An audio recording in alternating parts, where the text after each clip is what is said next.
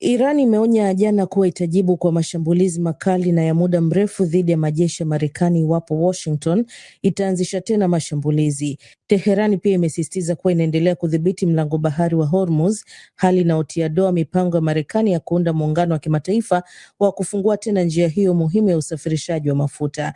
Miezi miwili tangu kuanza kwa vita kati ya Marekani na Israel dhidi ya Iran, njia hiyo muhimu ya baharini bado imefungwa, hali inayokatiza karibu 20% ya usambazaji wa mafuta na gesi duniani. Hatua hiyo imepelekea kupanda kwa kasi kwa bei za nishati duniani na kuongeza hofu kuhusu hatari ya kudorora kwa uchumi wa dunia.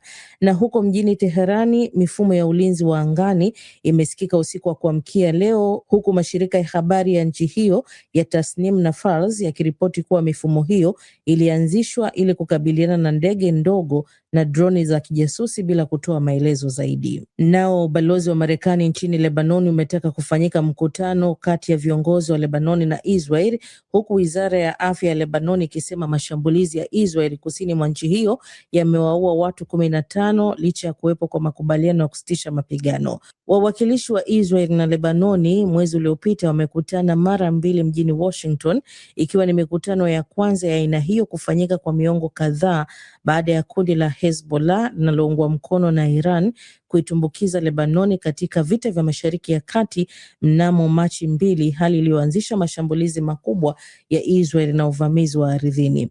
Rais Donald Trump amesema anatarajia kuwakaribisha rais wa Lebanon Joseph Aoun na waziri mkuu wa Israel Benjamin Netanyahu ndani ya wiki chache zijazo, huku nchi hizo mbili zikijiandaa kwa mazungumzo ya moja kwa moja.